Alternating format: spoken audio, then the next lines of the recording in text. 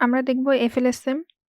FLSM এর question যেরকম হবে যেখানে একটা আইপি অ্যাড্রেস দেওয়া থাকবে, যেটা হবে যে ক্লাসলেস। এখন এখানে বলবে যে, যেকোনো একটা ভ্যালু, এই ভ্যালু ইকুয়ালের সাইজে আমার সাবনেট ক্রিয়েট করার জন্য। তো এর জন্য আমরা যেটা করব যে, আমরা যখন নিজে আইপি থেকে সাবনেট বের করি ক্লাসলেসের জন্য, তখন কি হয় যে ১৬ টা আমার এখানে 1 হবে। তাহলে ৮, ৮, ১৬, তাহলে ১ম ২ টা আমার ফিক্সড। এই যে ২৫৫, ২৫৫। বাকিগুলো আমার 0। তাহলে এখান থেকে আমরা যেহেতু বলছি যে 32 টা ইকুয়াল সাইজ, এরপর আমার নতুন যে সাবনেট মাস্কটা হবে সেটা কিভাবে? 32 কে আমরা ওই যে 2 টু দি পাওয়ারে লিখব। তাহলে 2 টু দি পাওয়ার 5 হলো 32 আসে।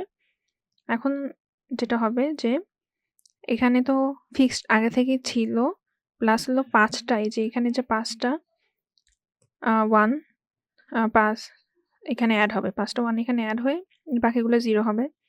তো এখানে যখন আমি ৫ টা 1 এড করতেছি, তখন আমার এখানে যে ডেসিমেলের একটা ভ্যালু এখানে আসবে। তো সেটা পাই 248। এখন এখানে আবার নতুন একটা সিআইডিআর আমাদের এড হবে। এখানে কত ছিল? ১৬, তাই না? ওই সিআইডিআর ভ্যালুটা আবার চেঞ্জ হবে। এখানে যেহেতু ২১ টা 1 চলে আসতেছে।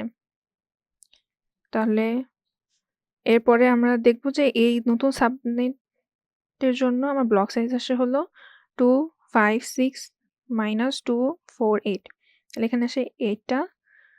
তারপরে এখানে পার সাবনেট অ্যাভেলেবল হোস্ট আসে হলো 8 × 256।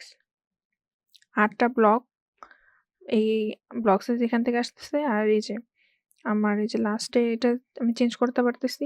তো এটার জন্য আসে 256। এরপর আমরা নরমাল যেরকম ওই যে বক্স বানাতাম সেরকমই। কারণ এখানে ২ টা ভ্যালু আসার কারণ হলো যে আমার এই যে এখানে লাস্টের ২ টা চেঞ্জেবল। ২ টারই যেহেতু চেঞ্জেবল, তাহলে এখানে যে ২ টা ঘর করে আসবে। এখন এখানে ব্লক সাইজ আসছে ৮। তাহলে এখানে 0 থেকে ৮ এর ডিসট্যান্সে হবে, আর এখানে ৮, ৮ করে বাড়বে। তো এটাই হলো আমার FLSM।